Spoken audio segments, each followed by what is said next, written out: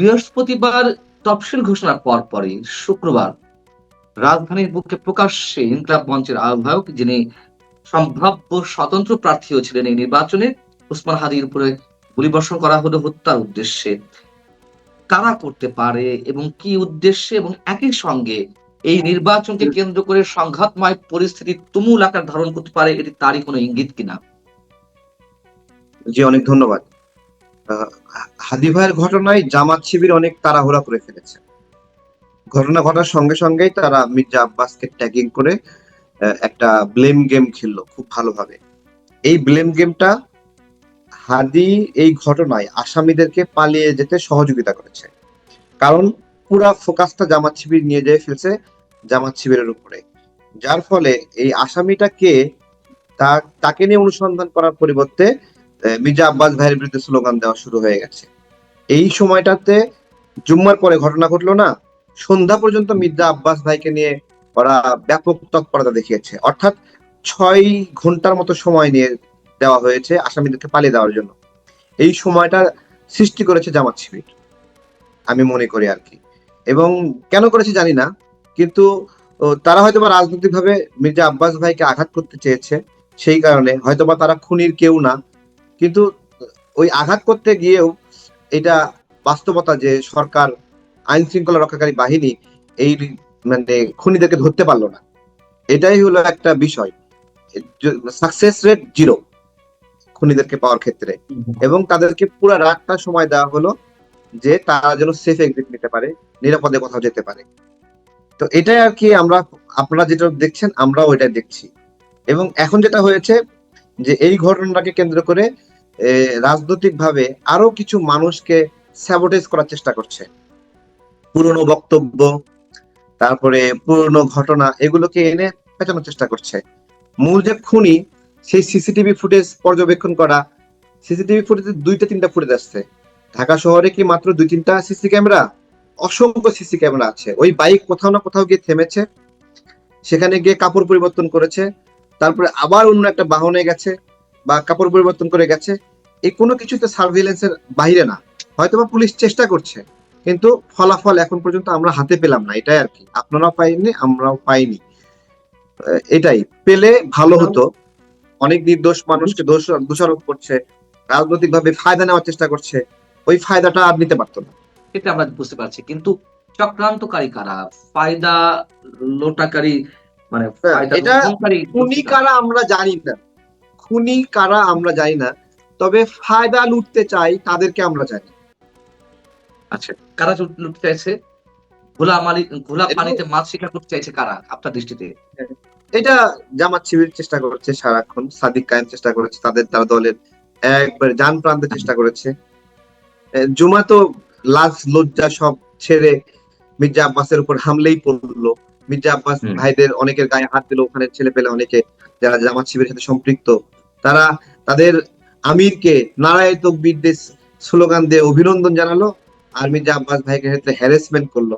পুরা ঘটনায় ঘিরে ফেলেছে হাদিকে এরপর, ওই ঘটনার পরে জামাত শিবির। পুলিশের পক্ষ থেকে অপারেশন ডেভিল হান্ট ফেজ 2 শুরু করা হচ্ছে। আমরা জানি যে অপারেশন ডেভিল হান্ট, আমরা এর আগেও এই অপারেশন ছিল, সেই অপারেশনটা অনেক ভালো সাকসেসফুল ছিল না, তো আবার সে অপারেশন দিচ্ছে। অপারেশনের সমালোচনা করব না, অপারেশনের সফলতা চাই। অপরাধী আমি বলতে চাই, সেই অপারেশনটা শুধুমাত্র হয়েছিল গাজীপুরে, যখন হাসনাত আব্দুল্লাহর উপরে আঘাত করা হলো, তারপর পরে ডেভিল হান্ট অপারেশন শুরু করা হলো, এবং আমরা দেখেছি শুধুমাত্র আওয়ামী লীগের নেতা কর্মীদের ধরার জন্য এই অপারেশনটা পরিচালিত হয়েছিল। ধরা হয়েছেও তাই। প্রকৃত আওয়ামী লীগের মধ্যেও সন্ত্রাস থাকতে পারে, আমি বলছি না যে নেই, কিন্তু প্রকৃত যারা অপরাধী, প্রকৃত যারা আমি স্পষ্ট করে বলছি, এই খুনিরা তো পরিচয় প্রকাশ পায়নি। ধরেন আওয়ামী লীগের তারাই এই ঘটনা ঘটিয়েছে ধরুন, ঠিক আছে, তার জন্য অন্য আওয়ামী লীগকে বা গড়পড়তা সবকিছুকে, বা সেটাও না, এটা আমরা চাই বের হোক। আওয়ামী লীগ যদি করে থাকে, আওয়ামী লীগের বিষয়টা ধরুক না। এই অপরাধীদেরকে ধরলে তো অনেকের বিষয় বের হয়ে আসে। অপরাধীদের ধরুক, আমরা কে না চাই ধরা পড়ুক, বলেন? ধরা পড়লে আমরা জানতে পারি প্রকৃত ঘটনাগুলো। ধরলে তো বোঝা যাবে, জিজ্ঞাসাবাদ করা যাবে, তাই না? হুম। কিন্তু এই ঘটনার পরে আমরা দেখলাম যে উপদেষ্টা পরিষদ জরুরি বৈঠকে বসলো।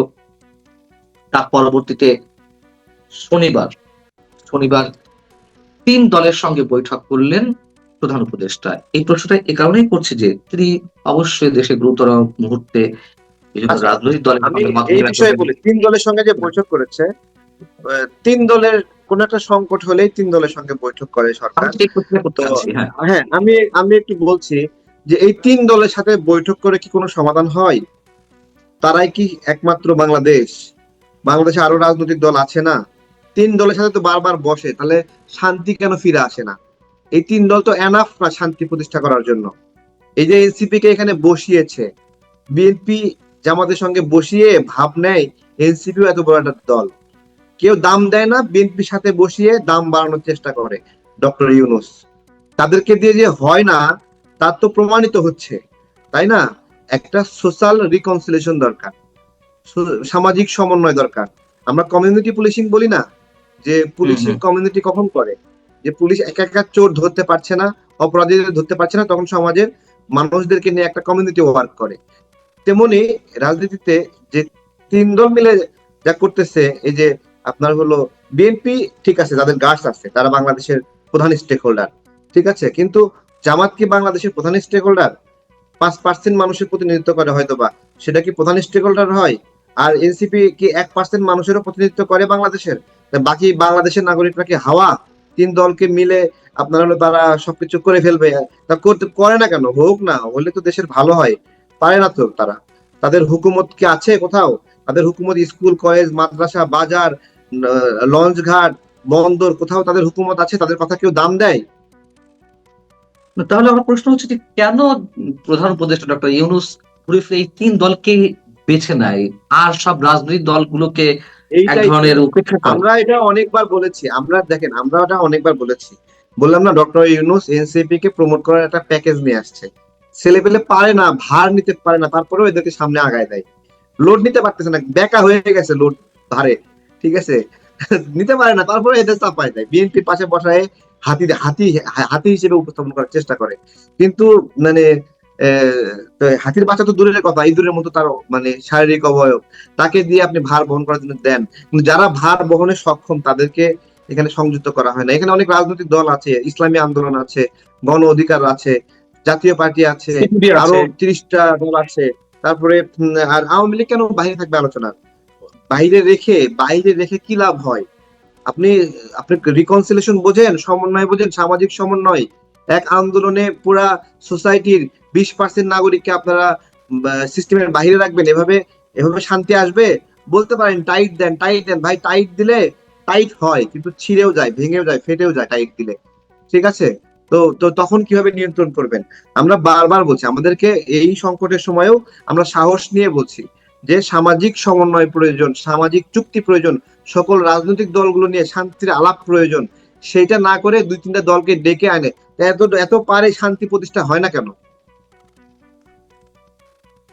তাহলে আমার প্রশ্ন, আহ তফসিল তো ঘোষণা করা হয়ে গেছে। তফসিলে আগ পর্যন্ত বিশেষ কোন দলকে ডক্টর ইউনূস প্রায়োরিটি দিয়েছেন, তাদের মূল্যায়ন করার চেষ্টা করেছেন, অতি মূল্যায়িত করার চেষ্টা করেছেন। এখন যে তফসিল ঘোষণা পরে সবার জন্য সমান লেভেল প্লেইং ফিল্ড নির্মাণ হওয়ার কথা, এই যে একটি ঘটনা ঘটলো, আমি বলছি না, আবারও বলি যে অবশ্যই সব রাজনৈতিক দলকে সাথে নিয়েই তার দেশের সংকটময় মুহূর্তে আলোচনা করার কথা, কিন্তু সেখানে আবারও সেই ৩ দল, তার মধ্যে যে এনসিপি বা জামাত, এটি কি লেভেল প্লেইং ফিল্ড মিন করে? না, এটাই তো, এটা পলিটিক্যালি 3টা দলকে নিয়ে এটা তো একটা মার্কেটিং বলে এটাকে, হ্যাঁ, মার্কেটিং অ্যাটিটিউড এটা। এই যে মার্কেটিং গুলো করছে, এটা তো নির্বাচনের লেভেল প্লেইং ফিল্ড নষ্ট করছে তো এগুলো। এগুলো তো লেভেল প্লে, অন্যান্য রাজনৈতিক প্রক্রিয়াকে অবমূল্যায়ন করা হচ্ছে। তাদের যে সম্ভাবনা আছে, তারা যে গ্রো করবে, এগুলো তো শয়তানি করছে এগুলো। তাহলে কি হবে, তারা তো নির্বাচনে লেভেল কি হতে প্লেইং ফিল্ড যাচ্ছে? চায় না। তাহলে এই এটাই আর নির্বাচন কি, কি লেভেল প্লেইং ফিল্ড কিভাবে এই সরকারে থাকলো, সরকারের থাইকা আপনার হলো বিষয়টা এইরকম যে এই সরকারের উপদেষ্টারা এতদিন সরকার চালালো, এখন এই সরকার চালানোর মধ্যে নির্বাচন এতদিন দিল না, এখন অতিরিক্ত একটা টাইম নিশ্চিত করছে। সেই আপনার ওই যে ফুটবল খেলার নিয়ম দেখেননি, যে পুরো 90 মিনিট খেলার পরে একটা সমাধান না হওয়ার পরে এক্সট্রা টাইম দেয়, এক্সট্রা টাইমে হুম। গিয়ে তখন আবার খেলে। তো এখন এক্সট্রা টাইমেও গোল হচ্ছে না, তখন উপদেষ্টারা নিজেরাই নেমে গোল দেওয়া শুরু করে দিচ্ছে, যে আমরাও এখন খেলোয়াড়, আমরা রেফারি না। উপদেষ্টা নিজেরা গোল দেওয়া শুরু করে দেয়। এখন বিষয় হচ্ছে যে গোলগুলো কাউন্ট হবে কিভাবে? মানে সেগুলো কি কাউন্টিং এর হবে, পর্যায়ে পড়বে? তাদের যেভাবে ভাল লাগবে লিখবে, তাদের হাতে ক্ষমতা আছে, লিখবে। জনগণ হুম। দেখছে, দেখতে দেখতে কোন সময় কি হয় বলা যায় না। কিন্তু আমার কথা হচ্ছে তাহলে এই নির্বাচনের ভবিষ্যৎটা কি? নির্বাচনের ভবিষ্যৎ হলো বিএনপি যদি নির্বাচিত হয়, বিএনপি তো নির্বাচিত হবে আমরা বিশ্বাস করি, তাদেরই হওয়া উচিত। স্বাধীনতার পক্ষের দল হিসেবে আপনার হলো বিএনপি ছাড়া তো এই মুহূর্তে কেউ রাজনীতির মাঠে ফাংশন করছে না, তাই না? আওয়ামী লীগ তো মাঠের বাইরে। তো বিএনপি কিন্তু জিততে হবে, দেশের জন্য, সার্বভৌমত্বের জন্য জিততে হবে। নাকি আমরা যারা সার্বভৌমত্বের বিরোধী শক্তি, হ্যাঁ, স্বাধীনতার বিরোধী শক্তি বললে ওই আগের বয়ান লাগে, এই জন্য বলতেছি সার্বভৌমত্বের বিরোধী শক্তি। ঠিক আছে, তারা সার্বভৌমত্ব বলে না, তারা কি সার্বভৌমত্বের পক্ষের ইস্টাবলিশমেন্ট নাকি? হ্যাঁ, সার্বভৌমত্বের বিপক্ষের ইস্টাবলিশমেন্ট বাংলাদেশে দখল নেবে, এটাকে আমরা চাই নাকি? আমাদের লড়াইটা তো এখানে। আমরা বিএনপির পক্ষে কেন বলি? বিএনপির পক্ষে এই জন্য বলি, তারা সার্বভৌমত্বের এই মুহূর্তে একমাত্র পাহারাদার। ঠিক আছে, আরেকটা পাহারাদার সে তো একটা বেকায়দায় আছে, বাংলাদেশ থেকে চলে গেছে, কত বড় একটা গণ অভ্যুত্থান হয়েছে, কতগুলো মানুষ নিহত হয়েছে, তাদের তো এখানে প্রাসঙ্গিকতা তারা নিজেরাই হারিয়েছে। সে জায়গা থেকে বিএনপির উপরেই একমাত্র আমাদের ভরসা, যে এই জায়গাতে তারা বাংলাদেশের নেতৃত্ব ভরসা, দেবে। কিন্তু আপনার কি মনে হচ্ছে যে কিন্তু ট্রেনটা কিন্তু লাইনে কিন্তু আমি একটা দাঁড়িয়ে আছে? এই বিষয়ে বলি, বিএনপির উপরে ভরসা হলেও আমরা চাই না যে বিএনপি এই দায় নিক, যে হলো প্রতিদ্বন্দ্বিতাহীন একটা নির্বাচনের মাধ্যমে, অথবা দেশের মেজর একটা স্টেক হোল্ডার আওয়ামী লীগ, তাদেরকে বাদ দিয়ে একটা নির্বাচনী প্রক্রিয়া, সেই মাধ্যমে তারা ক্ষমতায় আসবে, এটা আমি চাই না। আমি কোনোভাবে চাই না বিএনপি 280টা আসন পাক। আমি চাই বিএনপি 180টা আসন পেয়ে সম্মানের সাথে সরকার চালাক, এবং সেই 180টা আসনের পরে বাকি যে মানে আসনগুলো আছে 120টা, ওই 120টা আসন তো ওইরাও জামাত শিবির রাজাকাররা পাবে না, ওইটাও দেশের পক্ষে যারা তারা হবে। ঠিক আছে, এটা আমার চাওয়া, আমার লড়াইটা এই জায়গায়। আপনার কি মনে হয় যে আমি বারবার যদি জানার চেষ্টা করছি নির্বাচনটা সুষ্ঠু এবং নিরপেক্ষ হবে? আমি তো বলছি, নির্বাচনে সবাই অংশগ্রহণ করতে না পারলে সুষ্ঠু নিরপেক্ষ হয় কিভাবে? আপনার কাছে আমার এ বিষয়ে জানার সর্বশেষ পর্যায়ে, আমরা গত কয়েকদিন ধরে দেখছি ডিসেম্বর মাসে এসে মুক্তিযুদ্ধ বিরোধী শক্তির আস্ফালনটা অনেক মাত্রায় বেড়ে গেছে, অনেক বেশি বেড়েছে, এবং এমন এমন স্ল্যাং ইউজ করে আমাদের না, এখন তো আবার জাতীয় না না জনগণ- এখন তো এখন থেকে তো জামাত আর মুক্তিযুদ্ধের বিরুদ্ধে শক্তি না। এখন তাদের জন্য একজন মুক্তিযোদ্ধা আছে, ওই যে মেজর আক্তার। ঠিক হ্যাঁ, আছে, হ্যাঁ, যাকে বিএনপি উনি জয়েন ফেলে করেছেন। দিয়েছে, ছুড়ে ফেলেছে, যাকে গাদ্দারি করার জন্য, বেইমানি করার জন্য ছুড়ে ফেলে দিয়েছে। যে ওই যে এভার কেয়ারে গিয়ে বললো না যে বেগম যে মারা গেছে, কিন্তু তাকে জোর করে হুম। রেখে দিচ্ছে, এটা গুজব ছড়ানো। জামাত এবং আমাদের তার এখানে সাথে মিল বলেছেন। আছে। হ্যাঁ হুম। হ্যাঁ, জামাত যেরকম এই গুজবটা ছড়াইছে, তার সাথে মেজর আক্তারও মিলে গেছে এখন। অথচ 2 দিন আগেও মেজর আক্তার যখন বলছিল যে এই রাজাকার, জামাতকে রাজাকার বলছে না 2 দিন আগেও, কয়েকদিন আগে হুম, রাজাকার হুম, বলছে। তো হুম, ওইটা, এটা হলো জামাত, বুঝছেন? মানে ওদেরকে রাজাকার গালি দিয়ে যদি ওদের আবার প্রশংসা করেন, ওরা গদগদ হয়ে আপনাকে বুকে টেনে নেবে। হুম। না, ওইটাই আমার প্রশ্ন হচ্ছে, এটাই যে এটা কিসের লক্ষণ? এই যে অতিমাত্রায় আস্ফালন, আমাদের মহান বিজয় দিবসকে স্ল্যাং এর সাথে তুলনা করা হচ্ছে। আর একজন মৌলবী তিনি বলছেন যে 71 প্রজন্ম মিথ্যা, ঘৃণিত। এই যে তাদের যে আহ, কি বলা যায় এটাকে, এই যে মানে এর তো কোনো এটা শেষ নেই, এই কিছু বলার সামষ্টিক। নাই, বুঝছেন? প্রত্যেকটা দেশের স্বাধীনতা, মুক্তিযুদ্ধ, এই ইতিহাসগুলো মাথার মুকুট হয়ে থাকে। ঠিক আছে, এই মাথার মুকুটকে এখন পা দিয়ে লাথি ফুটবল বানায় লাথি উষ্টা দিচ্ছে জামাতে ইসলাম। তাদের এখন গায়ে অনেক শক্তি, আমাদেরকে হত্যার হুমকি দিচ্ছে, আমাদের চামড়া তুলে নেবে, হাত পা ভেঙে দেবে, রক কেটে দেবে, অনেক ধরনের হুমকি দিচ্ছে। তো এটা আর কি আমরা ফেস করতেছি বিষয়গুলো, এটা থ্রেট উপলব্ধি করছি, আমাদের চলাফেরার পথে অনেক ধরনের থ্রেট পাচ্ছি আমরা। তো এটাই আর কি, বাংলাদেশের জন্য সার্বভৌমত্বের নতুন করে সংকট তৈরি হয়েছে। জানি না এখান থেকে আমরা কিভাবে মুক্তি পাবো, আপাতত কথা বলেই লড়াই করছি, এটাই আর কি। জামাতের এই শক্তির আধার কোথায়? যে আমাদের এই শক্তিটা আমাদের কারণে এটা হয়েছে, গণ অভ্যুত্থানের পরে আমরা তাদেরকে অতিরিক্ত সুযোগ দিছি।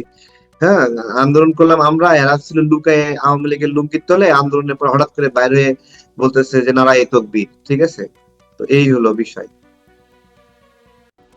তাহলে সরকারের পক্ষ থেকে কোন ধরনের পদক্ষেপ এদের বিরুদ্ধে নেই কেন, যারা মুক্তিযুদ্ধকে বিতর্কিত করছে এবং নানান উপায়ে করবে না তো, আমাদের মিথ্যা এখানে ভাষার সরকারে দিচ্ছে? মুক্তিযুদ্ধের পক্ষের কেউ আছে নাকি এই সরকারে? এই যে মুক্তিযুদ্ধ মন্ত্রণালয়, তাদের কোনো লজ্জা শরম আছে? হ্যাঁ, তারা তারা এই যে এত বড় গালি দিল, এত নোংরা নোংরা কথা বললো, তারপরে বাংলা এডিশন নাকি যেন একটা খুলছে, এটা তো এটা একটা পর্ন সাইটে রূপান্তরিত হয়েছে, মেয়েদের নিয়ে নোংরা নোংরা ভিডিও দেয়।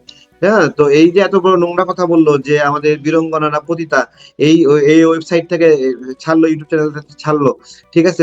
এখানে মুক্তিযুদ্ধ মন্ত্রণালয়ে সব মুক্তিযোদ্ধা কেউ আছে নাকি ওখানে? না সব কনভার্ট হয়ে রাজাকারে রূপান্তরিত হয়েছে?